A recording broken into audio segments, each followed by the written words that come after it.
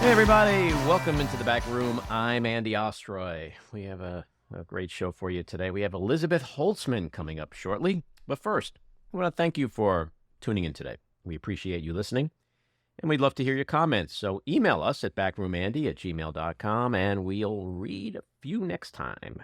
And here's some recent emails from Paul Wilhelms. Thanks for some amazing shows, and I look forward to many more. Thank you, Paul. Leslie Aqua, thank you for this. Realized I hadn't seen Brooklyn Bridge. This is the Ken Burns interview she's referring to. I hadn't seen Brooklyn Bridge, so I can watch it with my PBS streaming service. Also, signed up for HBO so I can watch Adrian. Adrian is the documentary I directed and produced about my late wife, Adrian Shelley, actor and filmmaker, most known for Waitress. Catherine Hamilton, oh my God, thank you so much for having Paul Begala on. I love your Dylan songs. You know, we had a little concert a couple of weeks ago. I think Trump opened Pandora's box just as Mr. Begala said. Also, Chris Christie is the only Republican with any guts. I'm hoping he does not run. Go, Joe Biden. Please run again. Thank you, Andy. Mike King, our favorite listener. Mike King. Hello there, Mike. Andy, no, you did not make an utter fool of yourself, and you did Dylan a total justice. FYI, Lay Lady Lay is my absolute favorite of all of his songs. Thank you again, Mike. Thank all of you for listening and for writing. All right, let's get to our two big things. Fox Dominion, the settlement. I don't know what to make of this. I think liberals were hoping for what the media was pushing, which was a narrative that everyone was going to get up there and have to admit to lying. We were going to hear Laura Ingraham go, "Oh my God, I lied." And we're going to hear, all of them say it. And I guess that really, I admit that I really wanted that. And I thought, oh my God, that'll be amazing. But when I spoke to people who had cooler heads and knew what they were talking about, they were like, they're going to settle. Yeah, the question is whether they should have settled before discovery and all these texts and emails came out, which were highly incriminating. But, it's sort of like, I don't know. Jen, what do you? I feel without an apology, without the accountability, Fox News listeners don't really know that there was a problem. Yeah. And so that's unsatisfactory to me. I kind of agree overall that apology really would have made it all worthwhile in the ways that we libtards want. Like, we want the MAGAs to sit at home going, oh my God, I've been duped. I think eventually this helps get some of them there. And I do think that it does pave the way for future victories for like Smartmatic. I think the OANs and Newsmaxes have to be very, very careful because they don't have Murdoch's deep pockets. So I do think it does help.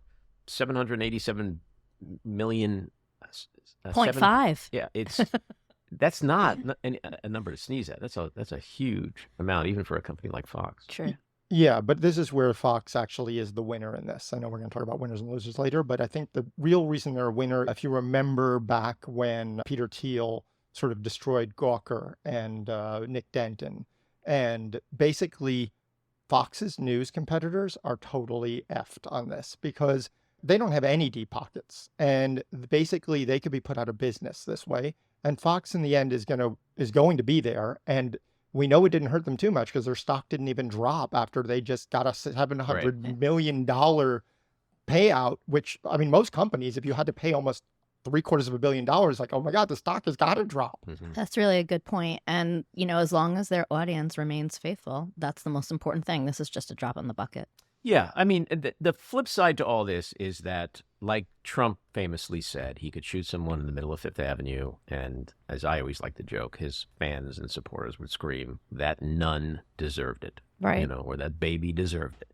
So I think even if Tucker Carlson looked them straight in the eye and said, I lied, we all lied, we were wrong, they'd walk away going, oh, the deep state made him say that. 100%. So it doesn't, that's where I go back to saying, you know what, this was a huge victory for not just Dominion voting systems. Staple Street Capital. Who's that? Staple Street Capital owns 38% of Dominion. It's a hedge fund. Yeah, it was a huge, huge win for Dominion and its friends.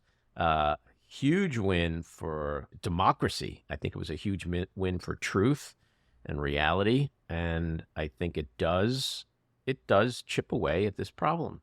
It wasn't, what everyone wanted, but I think it was a good outcome. Not the best, but a good outcome. But And in the long run, I mean, from Dominion's point of view, you never really know what's going to happen in a defamation lawsuit, right? You just need very hard to prove. right? Very hard to I mean, even if they had won, the chances of them getting this amount of money is so negligible. I mean, it's 7 times what their value is. Especially on appeal.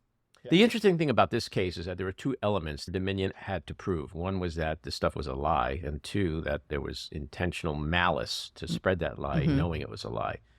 And what was interesting is that the judge had ruled early on that Dominion doesn't even need to prove that these were lies. Like, they're so egregious. So it was like the judge handed them this like halfway victory, and a lot of legal analysts said hands down Dominion would win. It's probably why Fox at the end settled. When you're ever involved in a lawsuit and it drags on, sometimes the lawyers will say to you, someone has to bleed before it settles. Literally, like there has to be blood on the floor.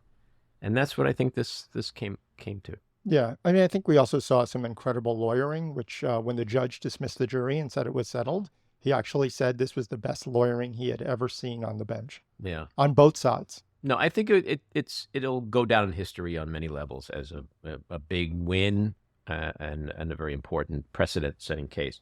The second big thing of the week is GOP weaponization of Congress. Little Jim Jacketless Jordan brought his field hearing to New York to get to the bottom of what's going on with crime in New York City, and Alvin Bragg and his, he's just, because Alvin Bragg, we all know, can't do more than one thing at a time. Impossible. Like it's impossible to fight crime in New York and prosecute Donald Trump. So, of course, anyone with a brain, even a half a brain, knows that if you prosecute and investigate Donald Trump, that means criminals are just running rampant in New York. I'm guessing all of his ADAs, that's all they're working on, nothing else. Yeah, I mean, it's just, it's incredible. And Jim Jordan, thank God, is trying to get to the bottom of this. I mean, and anyone who says that this, it's coincidental that Bragg also happens to be investigating Trump, like, no, it has nothing to do with Trump. It has nothing to do with the investigation. Forget the fact that Jordan and his cronies for how long have been yammering about crime in San Francisco and Chicago. I mean, they didn't go there, but just happened to decide that New York is more important 2 weeks after the indictment of Trump. Again, no coincidence at all. No coincidence at all. Frankly, I'm surprised that they got out of New York in one piece. I'm shocked. How did they manage to do that? It's so scary there. Yeah. No, there was many riots this week around the field hearing, which, by the way, had about as many people as there were Trump supporters outside the courthouse when he was indicted. So I think there was maybe 40 people in the room, 39 of which were media. So, and Jim Jordan was the other one. And he's going to keep doing this. Obviously, he's subpoenaed Pomerantz, and I'm sure you want to talk about that. And right now, there's a stay by the Second Appellate Court, but it's a good chance Pomerantz is going to have to testify. I don't really understand why Jim Jordan wants to hear from Pomerantz, because this is a former assistant to Bragg who left and wrote a book. It's grandstanding. That's all it is. But I mean, I don't understand why he wants to hear from him, because Pomerantz thinks that Trump commits a crime a day. And so if he's up there on the stand, what is he going to say that's going to be good for Jim Jordan? The thing that ultimately pisses me off more than anything is just how masterful the Republicans are at projection. That's what they do. So It's like, true. we are going to totally weaponize Congress, wink, wink, and accuse Democrats of weaponizing Congress. Like, Trump does it. They all do it. They literally do everything they accuse Democrats of doing. And so the irony of Jim Jordan heading the Judiciary Committee, conducting a hearing on the weaponization of Congress or the government, when that's literally what this whole committee is doing, is just preposterous. All right, winners and losers. My winners are the Oklahoma community newspaper, the McCurtain Gazette News, and its publisher, Bruce Willingham, for publishing the transcript of a recording that revealed that the local sheriff wanted to kill him and other journalists and hang black people. My losers are all the prominent election deniers who are currently being sued by Dominion and Smartmatic. And I'm looking at you, Mike Lindell and Rudy Giuliani. Those are good, Maddie. My winner, unlikely bipartisanship bedmates. The Mission Democracy PAC will challenge far-right members of Congress in their often deep-red home districts, running ads and messaging campaigns that accuse the politicians of holding anti-democratic and extreme positions. Loser. Senseless gun violence. Young people just living out their daily lives, being shot for being in the wrong place at the wrong time again and again and again. My winner, Dominion voting systems. May not have been the 100% outcome we wanted, but the entire world now knows they lied. My loser, Ron DeSantis, whose I'm a Little Fascist Asshole tour, fresh off its 6-week abortion ban last week, continued this week with his threat to build a prison next to Disney World, and then the ban of discussions of gender identity in schools. All right, that gets us to our weekly rant.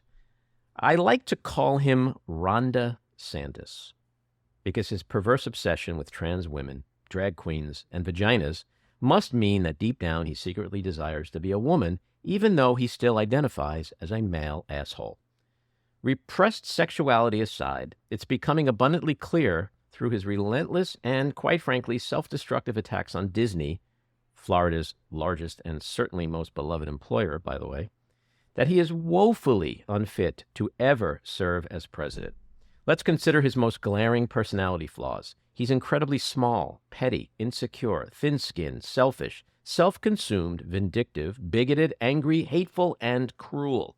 Not what I would consider desirable presidential assets. In fact, imagine this angry little dictator trying to negotiate in a bipartisan fashion with a Democratic-led Congress. Imagine him addressing America's intense polarization and tribalism. Imagine him on the world stage with diplomacy, dealing with our allies, or worse, handling delicate, tense, and potentially violent situations with our enemies.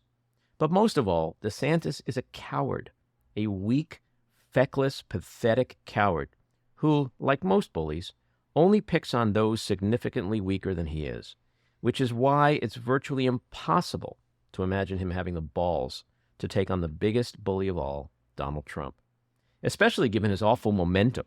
His once glistening star is fading. He's losing key endorsements from Florida legislators and big donors.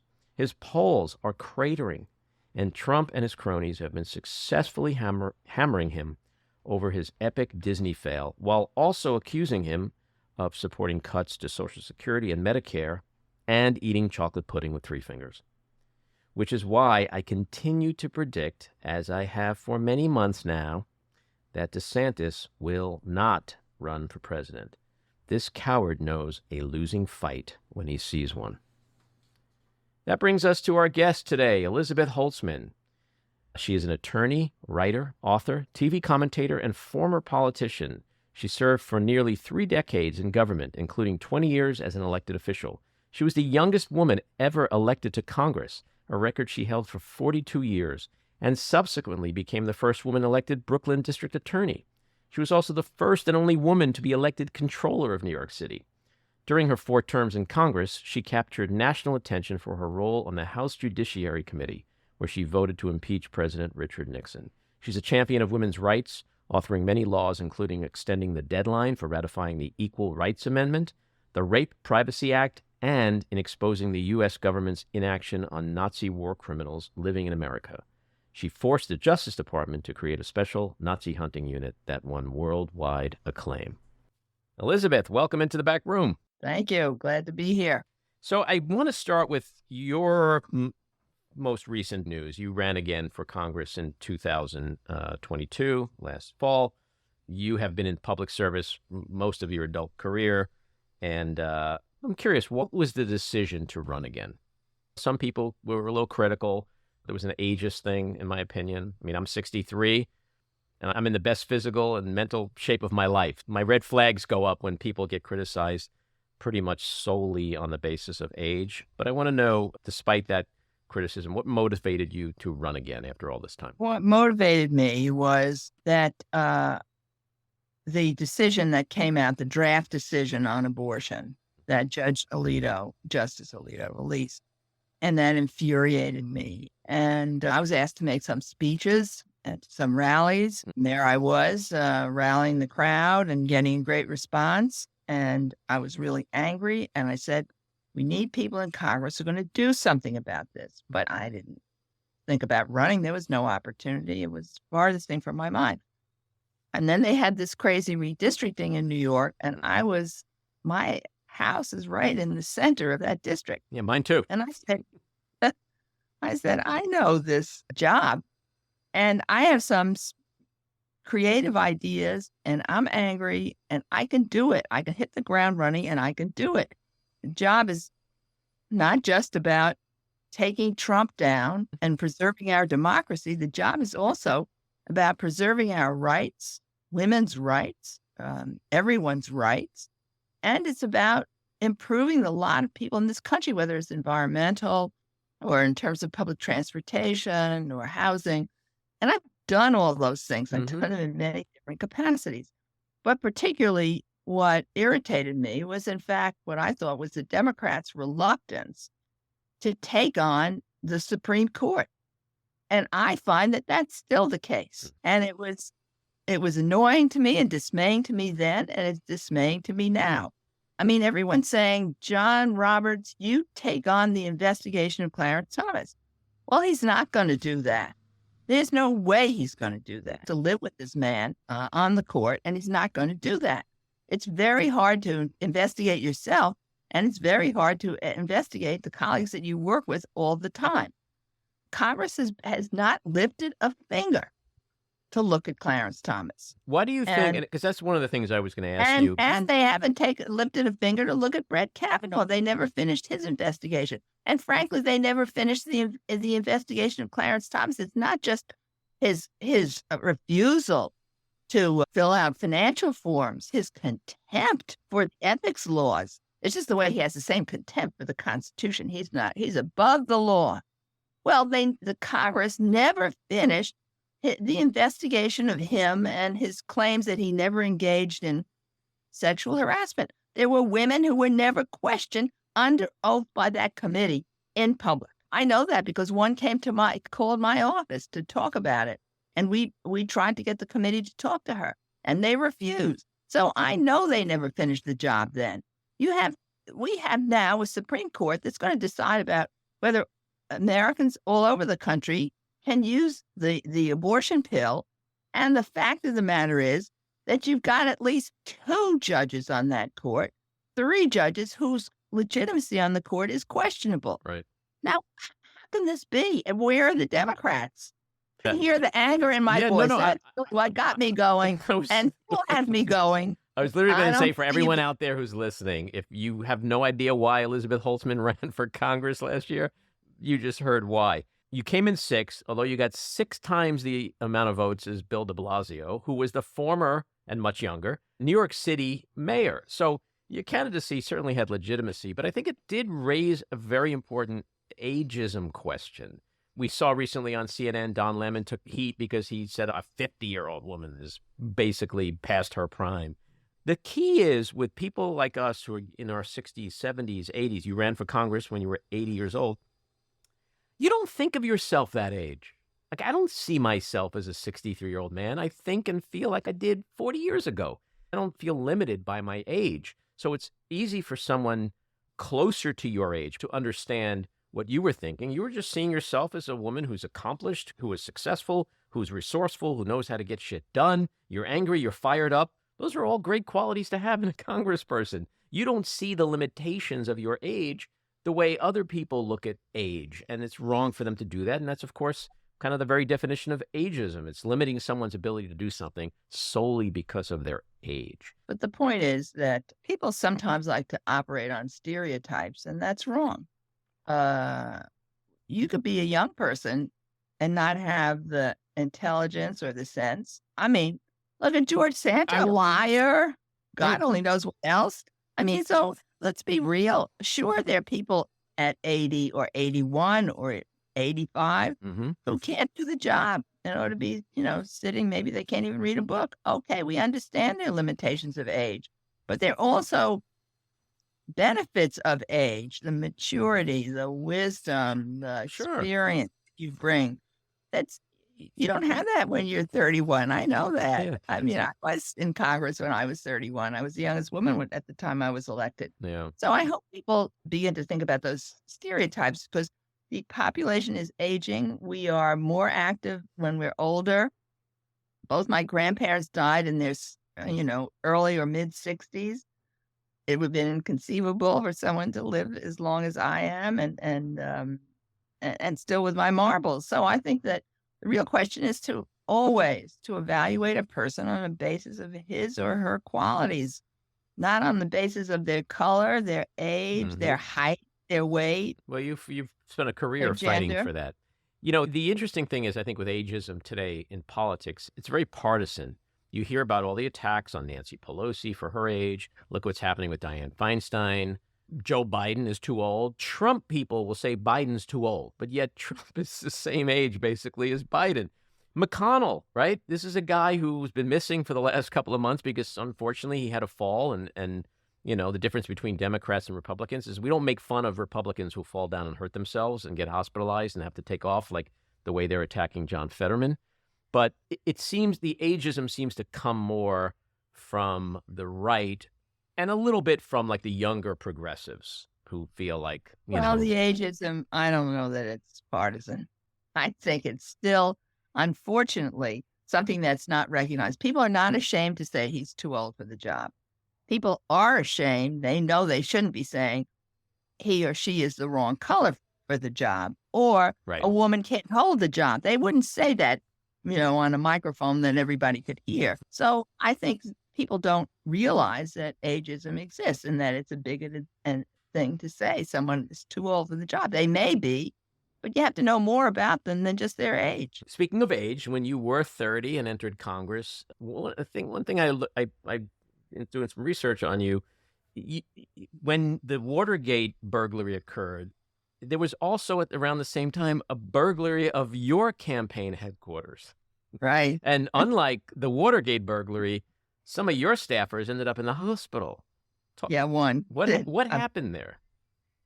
Well, we still don't know what happened, but on Saturday night, just before the primary election, some thugs broke into our campaign headquarters, which of course was open late because right before the primary, you're doing a lot of intensive campaigning. They broke into the campaign. They beat up my campaign manager and fled. He went to the hospital. Luckily, the injuries were pretty superficial, so that was good, and we kept going. But it meant that I wasn't paying a lot of attention to the Watergate break-in at the same time. Well, I don't think at that time many people started paid to pay attention to the Watergate break-in itself, except maybe Woodward and Bernstein. And you were sort of dragged reluctantly into the Judiciary Committee. You said your predecessor had been on it for like 50 years and you just felt you needed to do something else. But then you got on that committee and then all of a sudden history dropped in your lap and you were an integral part of drafting the impeachment articles and voting for impeachment of Nixon. That must have been a crazy time, but I don't want to make you rehash that because I'm sure you've said this stuff 1,000 times, but I'm more interested in your perspective because it's rare to get someone's perspective like yours.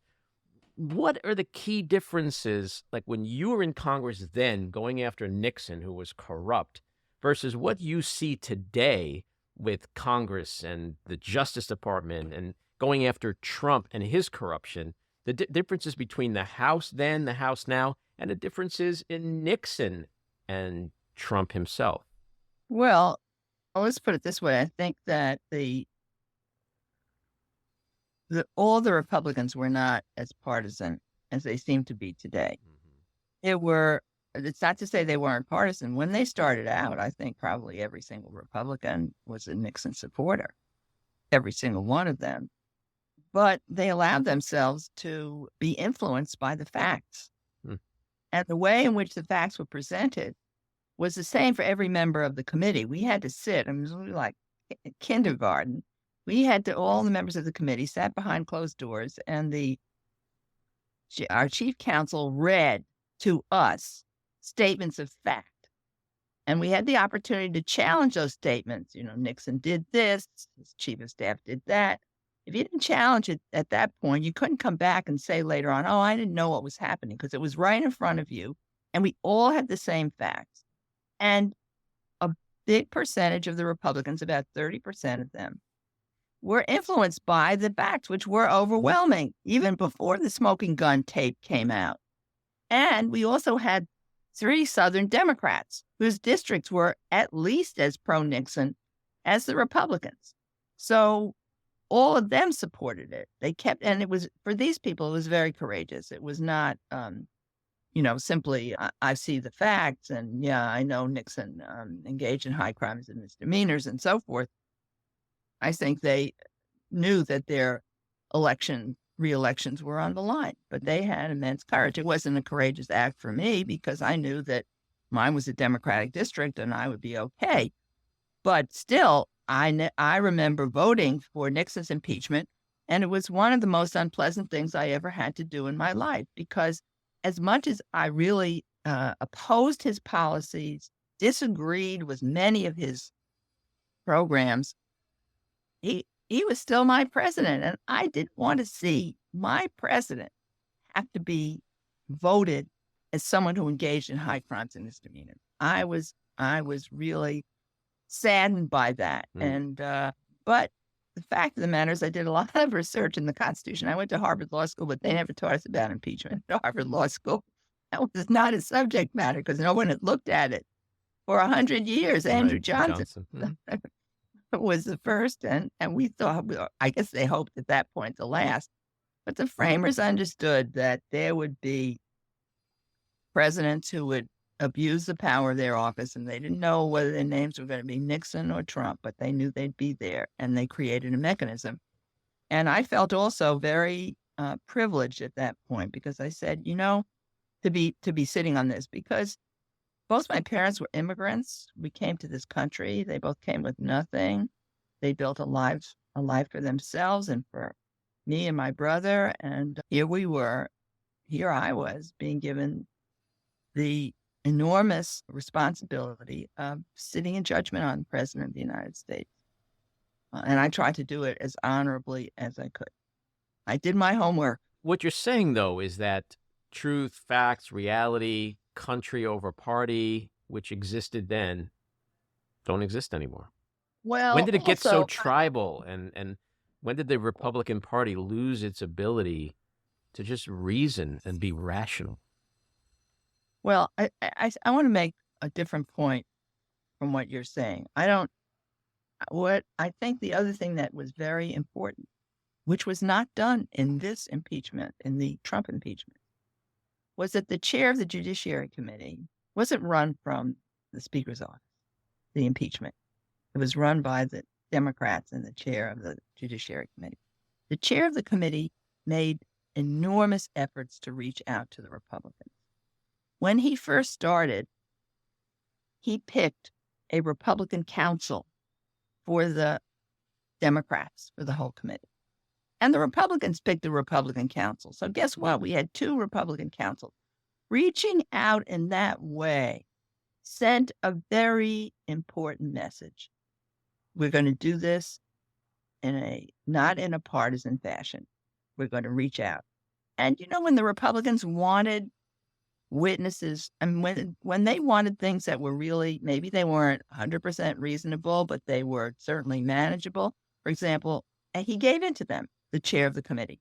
So when the Republicans wanted live witnesses at our hearings, they insisted on having hearings and live witnesses. He said, you want witnesses? Okay. They wanted to have Richard Nixon's counsel in the room all the time. He said, okay. So what the chair of the committee understood was, let's get all of the minor disagreements out of the way so that the Republicans have to focus on the facts. They couldn't get mad at me because I didn't give them witnesses. They couldn't get mad at me because I didn't let Nixon's counsel write briefs. They couldn't get mad at me because of this or that or some other minor thing. Mm-hmm. So I think that was a very brilliant strategy. But that was not followed in these impeachments. There was a Republican counsel. There was a Democratic counsel.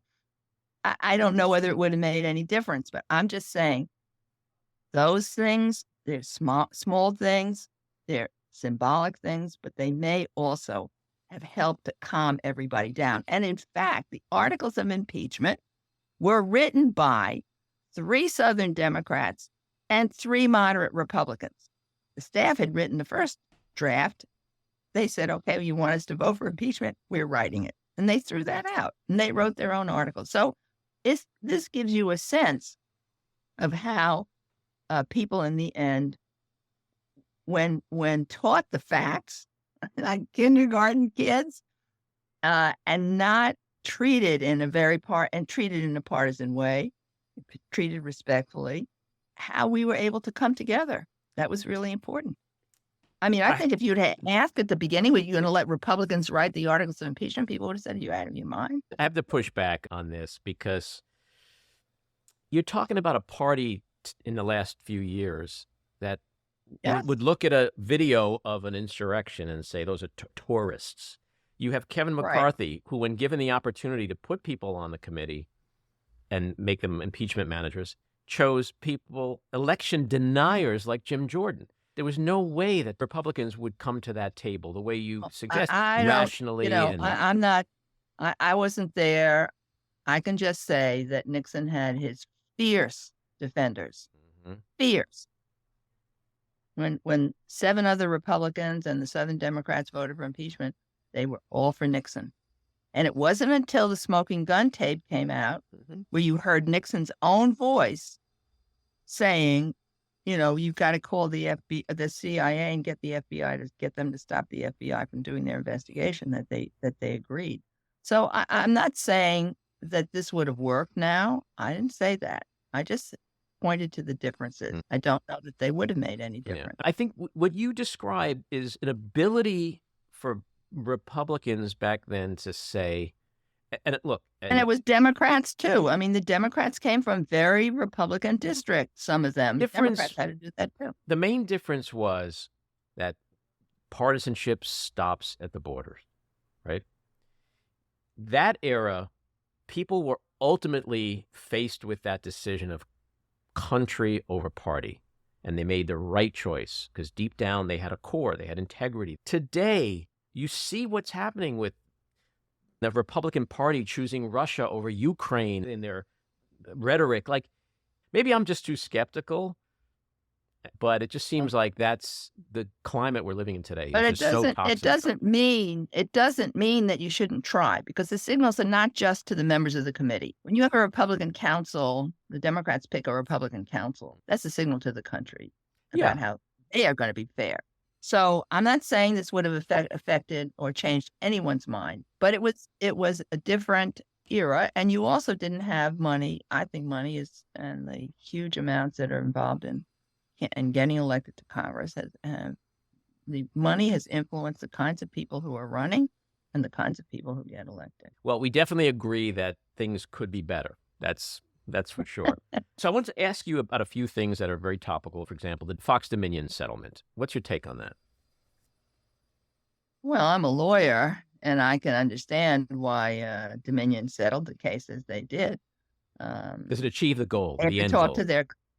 But the goal of a private litigant is very different. I knew you were going to say that. But is it really about money? Should they have gotten that apology? Well, listen, first of all, they got a lot. They had a judge who made a ruling that Fox News lied. Right. Which they admitted to in their own statement. The judge said there, it's crystal clear. There wasn't one thing that they said about Dominion that was true. That's pretty good. But I mean, of course, I'm disappointed. It would have been great to have more information come out. But the fact of the matter is that this was a huge expose of the dishonesty of Fox News and its top people. So, yes, of course, more could have come out. And yes, of course, I would have liked to see it, but it didn't happen. And there are going to be several other lawsuits, and who knows what's going to come out in those suits. Right. I want to ask you about that in 1 second. The real question is, what is Congress doing about dishonest television? What is Congress doing about dishonest media? It's the same question that I asked before. what is Congress doing about the Supreme Court? So you can't just put this blame on the litigants here. Dominion did a great job of uncovering the garbage that was going on at Fox News. You got to put some of the blame on Congress. So if you were in Congress right now, had you won back in the fall, what would be the bill you would put forward to? Not the bill. The first thing I would have done would have been to call for an investigation the minute I got elected of Clarence Thomas. No, I mean, which with the haven't media, done. the point you were making about the media. Oh, well, you asked the first thing I would do. That was been my first objective. Okay. Because we have to deal with a Supreme Court that's going to affect all of our lives. I'm going to ask you about Clarence Thomas in a second, but I'm just curious to know, what would your approach have been to have Congress? Well, we used to have the a media? fair, we used to have a fairness requirement in television. That's gone. I mean, I think you have to start looking at that, because the disinformation, I mean, TV has become really an entertainment. Some people think they're really getting the news from it, but they're not. And I don't know how you police it, but I think we have to go back to some of the things that did work 40, 50, 60 years ago. Does the Dominion settlement move the needle in the way that the non-lawyers wanted to, in terms of reining in Fox at all, the impact it might have on OAN and Newsmax? Is there some benefit to that in the way that liberals want? Well, I think I saw an article in the paper the other day which showed that a few of the TV stations, OAN, Newsmax, and even Fox, have declined to have certain people on, have changed some of the things they've done. So, yeah, I think, and as these verdicts continue, because we're going to see some other cases, these companies can't afford, maybe Fox can afford several $billion-dollar verdicts, but they can't keep doing that. And I think what this has shown is that the defamation laws are pretty strong and create a real disincentive for lying. And I don't know how well it'll work, but let's just see. Does this settlement in a real material way benefit Smartmatic in their $2.7 billion suit? I don't know anything about their case, but obviously it should give them some heart, but we haven't seen what the jury would do yet. Right. Another subject which is near and dear to your heart, the war on women, the culture wars, abortion, all that we've seen since the overturning of Roe v. Wade and the abortion pill cases that are pending, as you referred to before. It just seems like it's out of control. Like Republicans don't know what to do with themselves besides attack this group, control this group, control that body, control this body part. This is not what they ran on, but yet, and it's probably why DeSantis is. Oh, it is what Trump ran on. Trump ran on racism and misogyny. Let's be real about that. I 1,000,000% agree with you, but I mean, like, no, when I mean, like when they're standing on TV and they're, at rallies, they're talking about crime and the border and bringing down inflation. Those were the things they ran on. You and I both know what they really ran on, but the voters didn't elect them for a lot of this stuff. No one gives a shit about the voters trans. elected Trump for his racism and his misogyny and his bigotry and his crudeness, his vulgarity, and his stupidity. Trump. Well, he's their leader now. He set this example. Before him, sometimes, one or two people, 3, 4 people would make comments, but it wasn't coming from the leader of the party. He made it legitimate. Of course he did. To use racism and misogyny in our discourse, in our policies, and so forth. Of course, this all started with Ronald Reagan when he was elected, and then with the support of the evangelical movement and Jerry Falwell and the rest. So we're living with that. They set up ayatollahs, our own ayatollahs in the U.S. We're going to be police of morality and women and race. So we're living with that, and we've got to end that. Yeah, I was just merely talking about the midterms last fall and the flipping of the House. I don't think the Republican electorate gave them control of the House to have Jim Jordan in New York on a field trip investigating Alvin Bragg, or making sure that kitty litter doesn't exist in school bathrooms. Like, I just feel like that's why, you're seeing DeSantis cratering in the polls. His star is fading. There's talk about him not even running. I don't think he's going to run. He's talking about shit Republicans don't care about. The rest of the country doesn't care about.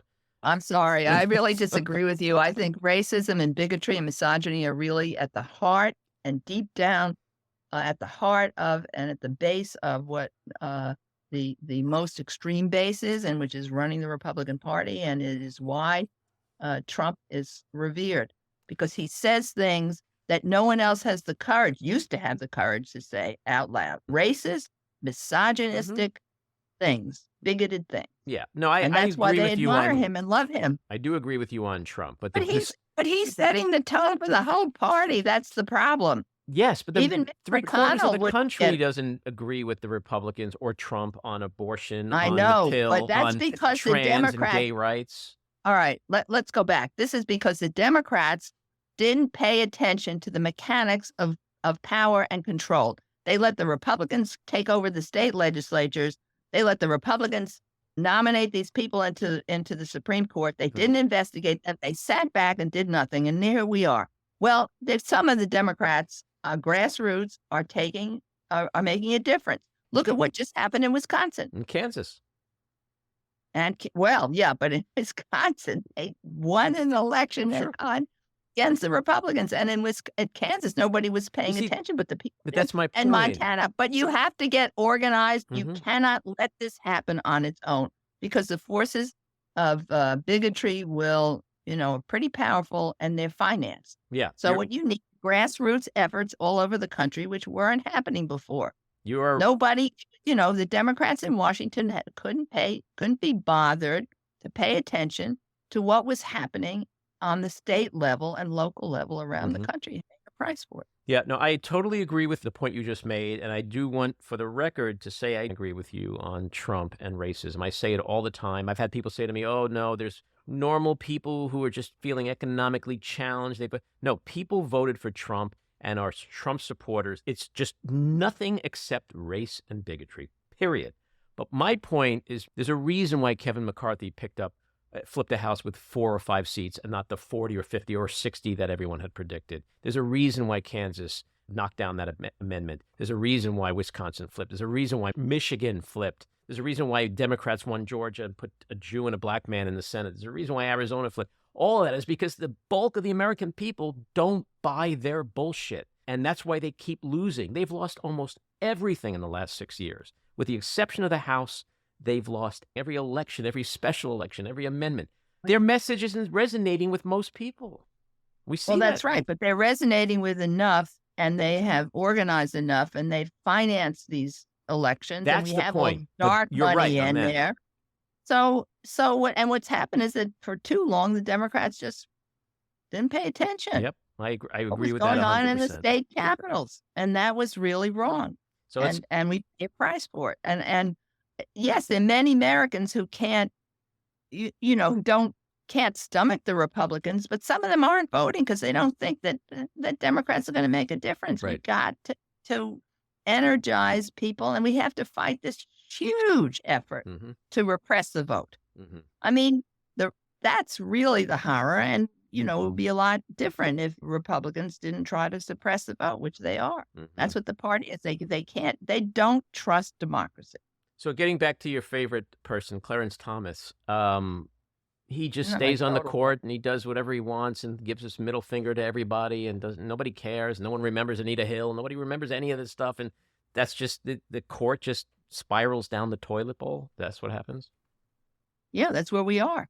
We have an illegitimate court. I mean, that's what's so horrifying.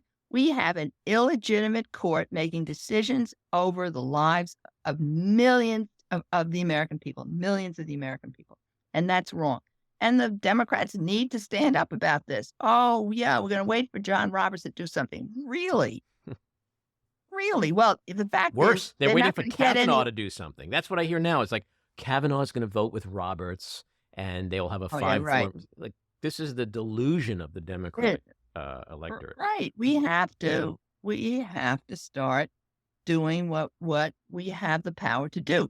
There will not be any legislation to impose a judicial code of ethics on the Supreme Court. It will not happen because about the Republicans in the House will stop it. But the senators have the power of investigation and the power of exposure and the power to get into what's been going on in the court. They haven't used it. They haven't used it. I mean, and that's what's disgraceful. What you see with Clarence Thomas now is, what is it called? Pay to play. Mm-hmm.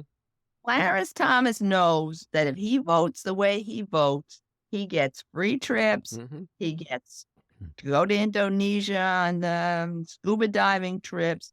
He gets free vacations in the summer. He gets the use of a private plane. And if he stops voting that way, all of that ends. We know that. It's obvious. He's being paid off right in front of our eyes. How stupid can we be to do nothing about it? So if Democrats had the ability, should they stack the court? They don't have the ability to stack the court. If they should someday have the ability to do Look, if they did a real investigation of Clarence Thomas, and not only the pay to play, the pay of his being paid off, but also how he lied when he came to the Senate and got confirmed and said, "Oh, I never harassed anybody. Oh, no, I never looked at pornography. Oh, no, none of that is true."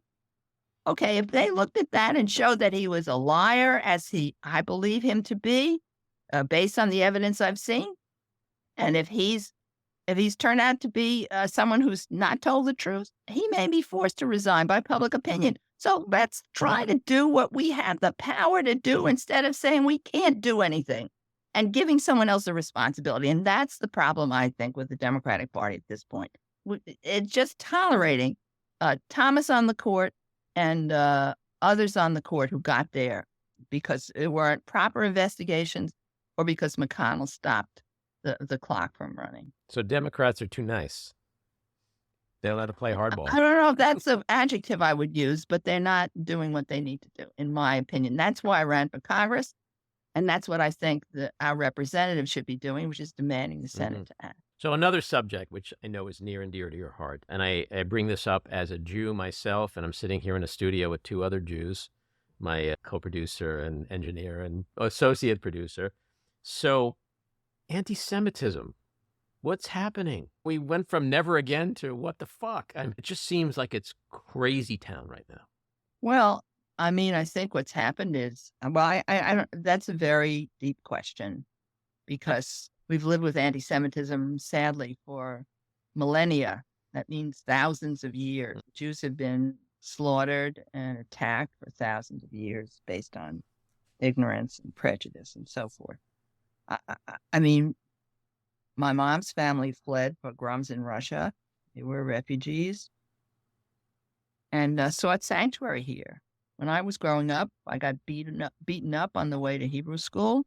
There were big signs that said restricted, no Jews, no blacks, no dogs allowed. I saw them, big signs, with my own eyes in my lifetime. There were quotas on Jews going into schools. There were on Jews in certain banking firms and certain law firms. That a lot of that has ended. This country, I thought, was really on, the right track. It felt that way. And then it certainly felt that way. It felt that way also in terms of racial strides. And then we had Charlottesville, and then you had Donald Trump saying that the people who said Jews will not replace us and were wearing Nazi insignia and were anti-Black and racist, when he said they're good people on both sides, fine people, I'm sorry, I don't want to misquote him, fine people on both sides, that gave license to every bigot in this country, whatever they were bigoted about. Some are bigoted about Native Americans, some are bigoted about Asians, some are bigoted about Jews, some are bigoted about Black, some are bigoted about all of those things. He gave them license to do that and to act that way. And also, he stopped the FBI from looking into some of these organizations, the right-wing organizations that were virulently anti-Semitic and violent.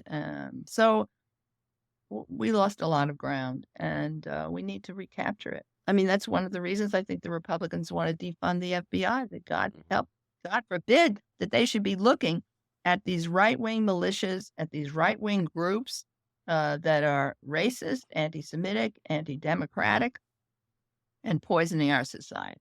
You know, And when I plus, was growing up, you hear never again. You think about the Holocaust, and you think about how could Germany, how could the people, how could that have all happened? And then all of a sudden you get into 2015, 16, and you start to see Trump and what he's doing and what he's saying and how he's acting, and you see the people rallying around him, and you start to understand how 1929 Germany, you know, how Hitler could have fomented all that anger and hatred and scapegoating. Like, you can't say never again anymore, because you could see how that could happen again. You could see it. right. Well, and that goes back to the matter we discussed much earlier, which is the lies on TV. One of the examples you can show of how people get persuaded is in Russia now. Most of the people seem to support Putin, and they believe his lies about Ukraine because he has total control over the media. And that's something that has to be looked at here. The disinformation, the lying. I mean, the libel laws, the defamation laws can go some way to doing this, but not enough. And that's something that has to be part of our agenda. The Supreme Court and lies on TV. In our final couple of minutes, I want to ask you about Trump. Are we going to see this man behind bars someday? Are we going to see him convicted? Where is he going to be convicted? Is Georgia the place? Is Jack Smith and his investigation is going to be the place? Is it going to be all of them? Is he going to be indicted on all of these things and convicted on all these things?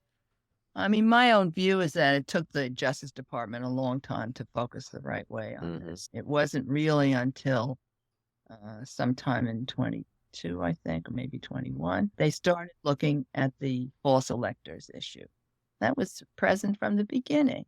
So, I think they weren't doing it, in my opinion, in an aggressive enough way. Yes, they were very aggressive about the attack on the Capitol itself. They've now prosecuted and arrested, I don't know, almost 1,000 people, maybe more. That was an amazing job, probably huge, but they still haven't gone as far as they need to go. I hope that there will be. I mean, the evidence seems to me to be overwhelming. I was a former prosecutor. I was dealing with crime when there really was crime in New York in a very serious way. I mean, we had 900 murders in Brooklyn alone when I was DA. So it was a different time. But, we have to make sure that that there's a standard of justice in this country, and that people who are powerful, even if they're former presidents, are held accountable. I mean, the idea that the country will fall apart if we prosecute a president, first of all, the framers of the Constitution intended that to happen. It's there explicitly in the Constitution. And secondly, Nixon himself was named by the grand jury as an unindicted co-conspirator. And the country didn't fall apart. We've had assassinations and the country didn't fall apart. That's the strength of our democracy. Right. But that's what's also at stake now. Where's our democracy going to be? The racism is part of the attack on our basic democracy.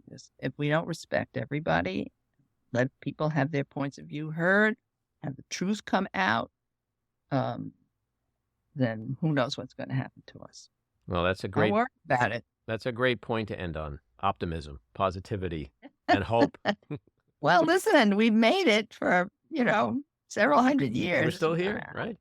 We're still here. Well, Elizabeth, thank you so much. You've been very generous with your time. It was a pleasure to talk to you. I'm a Watergate geek, so this is a big thrill. I've spoken to you, and I once passed Carl Bernstein sitting outside a cafe, and I was like, all right, you got to go say hi. So I've met you and Carl Bernstein. So my bucket list is getting smaller and smaller. Yeah. Who else do you have to talk to, right? Yeah. Well, Woodward would be Thank nice you so too. much. So yes, that'll happen. Yes. Well, thanks again. And I hope you'll come back at some point. Take care. Thank you very much. Bye-bye. That's episode 64. If you like what you've been hearing, and even if you don't, let us know. We appreciate the feedback. You can leave a message at 845-307-7446. Email us at backroomandy@gmail.com or tweet to me at Andy Ostroy. And when you listen, please take a quick moment to rate and review. It's very helpful. I want to thank my co-producer, engineer, and editor, Maddie Rosenberg, associate producer, Jen Hammoud, Clickett Langell for our artwork, Andy Hollander for our kick-ass music, Patricia Wynn and the Epicurean for the Backroom Studio, and a big thank you again to our guest, Elizabeth Holtzman. So keep your eyes on Washington, Hollywood, and your own backyards, and we hope you'll join us again next time. Have a great week.